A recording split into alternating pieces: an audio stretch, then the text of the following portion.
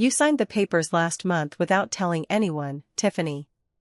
The family name sits on that account now, and your husband already moved the funds. You were never going to inherit a single dollar from us. If you make a scene, the entire neighborhood will know exactly what kind of outsider you really are. Hi, my name is Tiffany Vance, I am 31 years old. Those 4 sentences came from my mother-in-law while we stood in the marble foyer of the house she still controlled in the private lakeside community outside suburban Milwaukee. My husband stood 3 feet behind her and said nothing. The security camera above the door recorded every word. I remember the exact moment the recording light blinked red because that small red light later became the only proof that the conversation had ever happened. My mother-in-law held a thin folder against her chest like a shield. Inside were the revised trust documents that transferred the promised inheritance my husband had once described as our future safety net. She had rewritten the beneficiary line the week before. My husband had countersigned. I learned this only after the bank statement arrived at the wrong address and a neighbor named Holly Pruitt carried it over, thinking it was a mistake. I asked one quiet question. When did you decide I was no longer part of this family? My mother-in-law answered without raising her voice. The day you started asking about the original company ledgers. People who dig too deep do not stay welcome. My husband finally spoke. His tone matched hers, flat, practiced. It was always going to be this way. You knew the money stayed inside the bloodline. I left the house without another word. The gate closed behind me with a soft hydraulic sigh. That night I sat at the kitchen table of the small rental I still kept under my own name and opened my laptop. The methodical part of me took over. I pulled every email, every text, every scanned signature I had ever saved. The pattern was simple once the emotion was removed. My husband had begun moving smaller some 6 months earlier. My mother-in-law had supplied the legal language. The family name, Vance Holdings, sat on accounts that no longer listed me as secondary owner. 2 days later the first legal threat arrived. A letter from a firm I had never heard of informed me that any public discussion of the trust would be treated as defamation against the family's reputation. The letter was signed by an attorney named Nora Hale. I called her office the same afternoon. She confirmed she represented both my mother-in-law and my husband. She also confirmed the security footage from the foyer existed and that they were prepared to release a carefully edited version if I continued to create friction. I hung up and drove to the storage unit where I kept old boxes from the early years of the marriage. Inside one cardboard container I found a single printed statement from an account I had never been told about. The balance was listed in the high 6 figures. The account name was a variation of the family company. My husband's signature sat at the bottom of every transfer. The dates aligned with the weeks he had claimed to be working late on internal restructuring. That night my brother Miles Quinn drove up from Chicago after I sent him a single photograph of the statement. He sat across from me in the rental kitchen and read the pages twice. He did not offer comfort. He simply said, "They built the whole thing on paper that never belonged to them. You need more than this." I already knew that. The next morning I requested the full security archive from the Community Management Office under the Open Records Clause of the Homeowners Association. The clerk hesitated, then released a 47-second clip of the foyer conversation. The audio was clear. My mother-in-law's voice carried the exact words she had spoken. My husband's silence filled the remaining seconds like an admission. I saved the file under 3 different cloud accounts and mailed a physical copy to myself at a post office box registered under my brother's name. Then I waited. Waiting is its own kind of pressure. My husband began calling at odd hours. Each message was shorter than the last. The final one arrived at 2 in the morning. "Come home and we can still fix the optics. Mother is willing to reconsider the secondary distributions if you sign a non-disclosure." I did not reply. Instead I scheduled a meeting with a forensic accountant recommended by my coworker Blake Ellison. The accountant's name was Owen Frost. He reviewed the statements in silence for nearly an hour before looking up. "This is not a simple transfer," he said. The originating capital traces to a shell entity dissolved 3 years ago. Someone rebuilt the family name on assets that were never clean. That single sentence changed the shape of everything. The inheritance had never been clean. The reputation my mother-in-law protected so fiercely rested on a foundation that could not survive daylight. I left Owen Frost's office with a preliminary report and the growing certainty that the next move would not be mine alone. 3 days later my mother-in-law appeared at the rental door. She did not knock. She simply stood on the small concrete step and spoke through the screen. "You have 1 week to return every document. After that the community board will receive a formal complaint about unauthorized recording on private property. The footage will be framed as your attempt to blackmail the family. Choose carefully." I closed the door without answering. Inside, the apartment felt smaller. My friend Tara Rowe arrived an hour later with takeout she never asked me to pay for. She listened to the entire sequence once, then asked only one question. "Where do you draw the line between protecting yourself and burning the whole house down?" I did not have an answer yet. The answer would arrive later, after the second set of account statements surfaced and after the last document flipped the remaining leverage. But that afternoon, sitting in the rented kitchen with the security clip still open on my laptop, I understood the cold arithmetic of the situation. My husband had chosen the family name over the marriage. My mother-in-law had chosen the reputation over any claim of fairness. And I had chosen the only remaining option that still belonged to me, documentation without noise.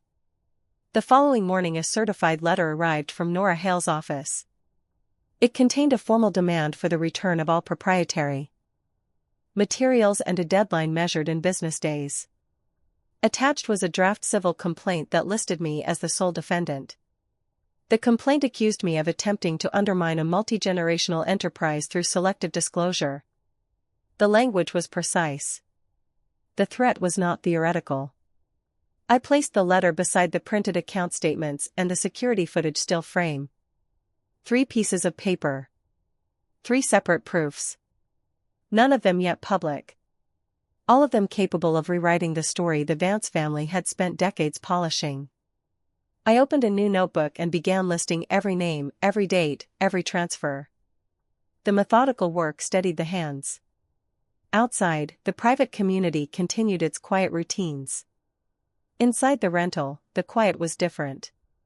It was the quiet that arrives after the first real cut has already been made and before anyone decides whether to finish the job. My phone lit up with another message from my husband. This one contained only a photograph of the original trust document with my name still visible on the secondary line. The accompanying text read, "It can still go back. Just stop." I deleted the message, locked the phone, and returned to the notebook. The next line I wrote was simple. Evidence first. Emotion later. The line after that was the date of the next board meeting for the community association. Public exposure, if it came, would land there. The decision of whether to bring it still sat in my hands. That night I slept 4 hours and woke before the alarm. The rental windows faced the back of the property. No one could see in. I made coffee, opened the laptop again, and watched the foyer clip one more time. My mother-in-law's voice remained level. My husband's silence remained complete. The red recording light remained the only honest witness in the room. I closed the file, encrypted the folder, and sent a single encrypted copy to my brother's secure drive. Then I sat at the table and waited for the next move that was not mine. The week my mother-in-law had given me had already begun to shrink. The legal threats had already been issued. The stolen inheritance was already gone. What remained was the quieter question of how much of the family's carefully constructed name would survive once the statements and the footage occupied the same table. I did not yet know the answer. I only knew that the cold arithmetic had shifted in one direction and that direction no longer included me. The week my mother-in-law had measured out continued to shrink without any further messages from her.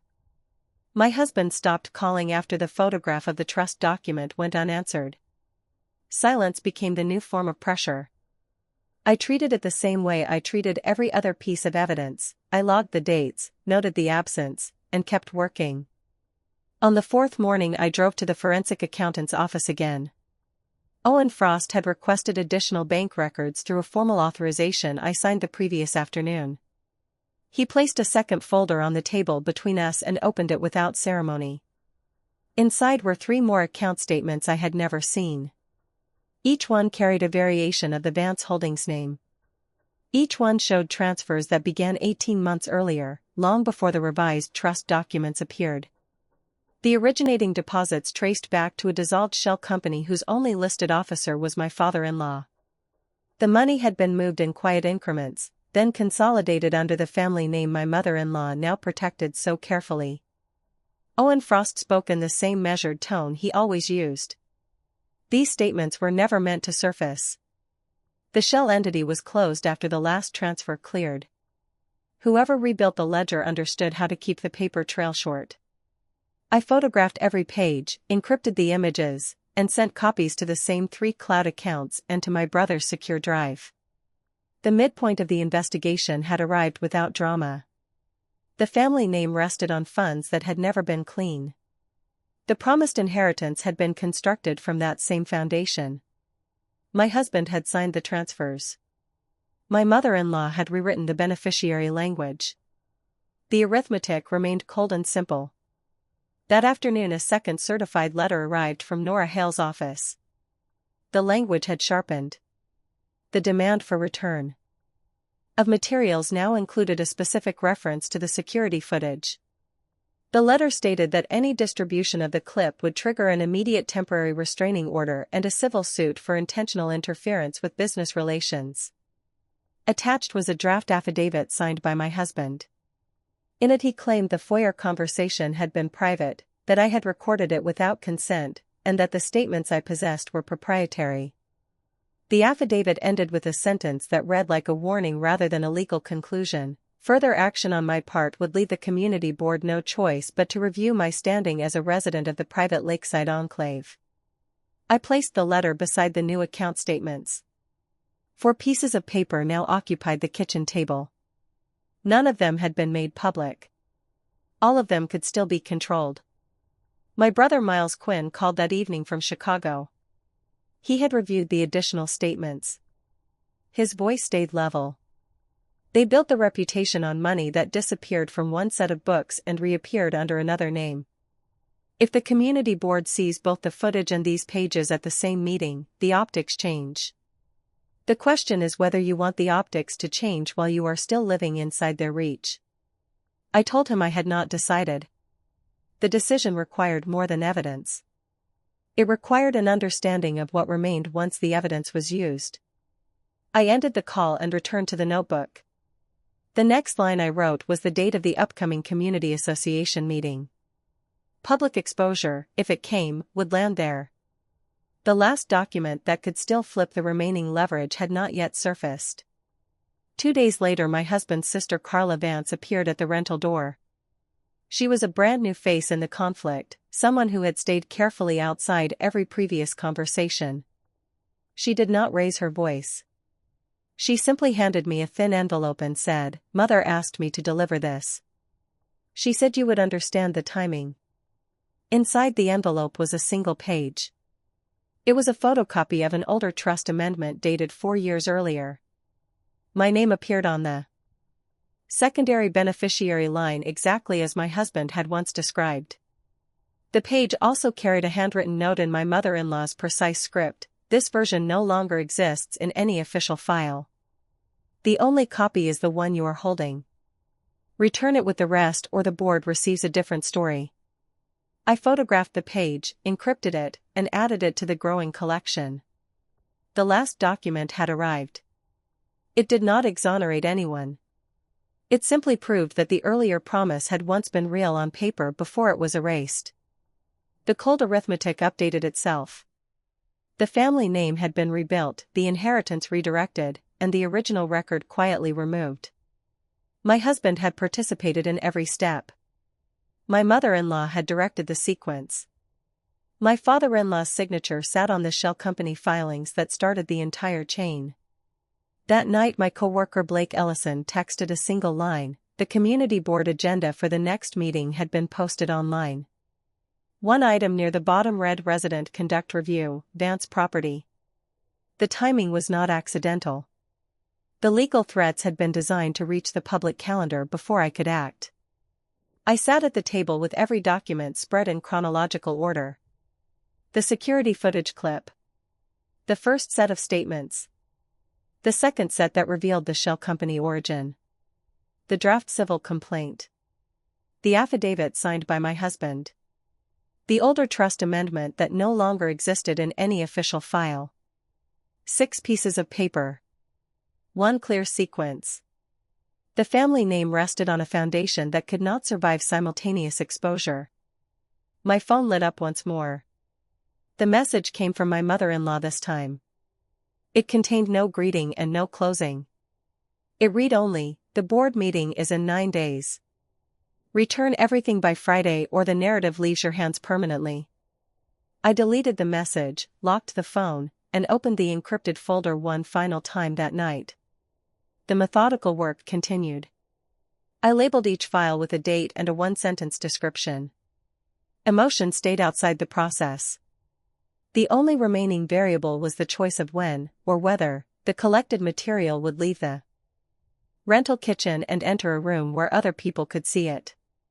Outside, the private community maintained its quiet routines. Inside, the quiet had changed again. It was the quiet that precedes a deadline that cannot be extended. The legal threats had already been issued. The stolen inheritance was already gone. The last document had already flipped the remaining leverage. What remained was the narrower question of how much of the carefully constructed family name would survive once every page occupied the same public table. I closed the laptop, turned off the light, and sat in the dark for a measured count of minutes. The decision still sat in my hands. The board meeting still sat on the calendar. The cold arithmetic had finished its work. The next move would determine whether the arithmetic stayed private or became the only story the neighborhood would remember. The 9 days contracted into a single decision. I did not return the documents. I also did not release them. Instead, I selected 3 pages, the FOIA security clip, the shell company statements, and the older trust amendment that no longer existed in any official file, and placed them in a plain manila envelope. On the morning of the community association meeting, I drove to the private lakeside enclave and left the envelope on the administrative desk with a short typed note that read only, "For the record." No further comment. I did not stay for the meeting. I returned to the rental, sat at the kitchen table, and waited. The cold arithmetic predicted 2 possible outcomes. Either the board would treat the material as internal family business and the threats would continue, or the material would surface and the family name would absorb public damage. Neither outcome returned the inheritance. Neither outcome restored the marriage. Late that afternoon my phone rang. The number belonged to Nora Hale. Her voice remained professional. "The board received your package. They have elected not to place the matter on the public agenda. My clients consider the issue closed provided you maintain silence going forward. Any further distribution will be met with the full civil complaint already prepared." I thanked her for the information and ended the call. The package had been neutralized. The last document had flipped nothing that mattered outside the room where it was opened. My mother-in-law and my husband retained control of the narrative, the accounts, and the reputation built on the shell company foundation. The public exposure I had calculated as possible leverage had been contained before it could spread. An hour later my husband arrived at the rental. He did not knock. He stood in the open doorway and spoke in the same flat register he had used in the foyer. "Mother says you can keep the apartment through the end of the month. After that the lease is terminated. The divorce papers will be ready next week. Sign them and the civil suit stays in the drawer." I asked one question. Was any of it ever real? He looked past me at the empty table. The name was always the point. Everything else was temporary. He left without closing the door. I closed it myself. The click of the latch sounded final. That night the emotional weight I had kept outside the process arrived all at once. I sat on the kitchen floor with my back against the cabinet and cried until the muscles in my face ached. The breakdown was complete and private. No one witnessed it. When it ended I stood, washed my face, and returned to the table. The documents remained in their encrypted folders. The inheritance remained gone. The marriage remained over. The family name remained intact. My brother Miles Quinn called the next morning. I told him the outcome in the same detached sequence I had used for every previous update. He was quiet for a long time. Then he said, "You could have forced the board to look. You chose not to. That choice cost you the last of him." I agreed. The inner circle was already gone. My husband's sister had delivered the final threat. My father-in-law had never spoken a single word in my defense. My mother-in-law had measured the week, issued the deadline, and absorbed the evidence without visible consequence. Loyalty had been demonstrated through actions, and those actions had pointed in only one direction. I packed the rental over the following days. Tara Rowe helped load boxes into a borrowed truck. Blake Ellison arranged a temporary desk at the office so I could keep working without interruption. Owen Frost sent a final invoice and a one-line note, "The paper trail ends here. You already know what it showed." Holly Pruitt from the neighborhood texted once to say the community had returned to its usual quiet. No one mentioned the manila envelope. On the last morning I stood in the empty kitchen and reviewed the sequence one final time. The promised inheritance had been redirected. The family name had been protected. The legal threats had succeeded in containing the record. I had chosen silence over escalation because the alternative would have required a public fight I no longer had the resources to sustain. The choice was painful and permanent. It left me with the documents, the knowledge, and nothing else. I moved into a one-bedroom apartment on the other side of the city. The lease was in my name alone. The bank accounts were separate.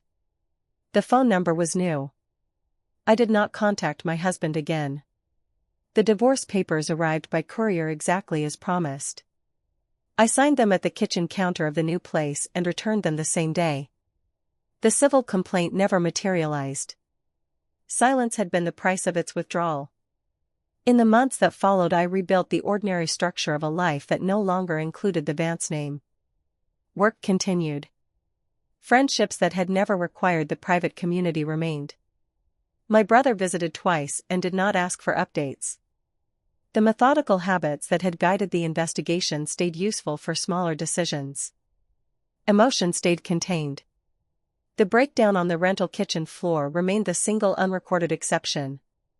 I do not know whether the shell company origin of the family accounts will ever surface through some other channel. I do not track the community board agendas. I do not open messages from numbers I no longer recognize. The inheritance is gone. The marriage is dissolved. The reputation my mother-in-law defended remains publicly unblemished. Those facts are fixed. What remains is simpler. Actions prove the only reliable measure of loyalty. The people who claimed family while redirecting the money and rewriting the documents demonstrated their priorities without ambiguity. I demonstrated mine by walking away with the record intact and the silence unbroken. The cost was the complete loss of the inner circle that had once included a husband, a mother-in-law, a father-in-law, and the social structure built around their name. The gain was the absence of further demands. Thank you for listening to my story. Where do you draw the line between protecting what is left of yourself and forcing a truth that may cost you everything still standing?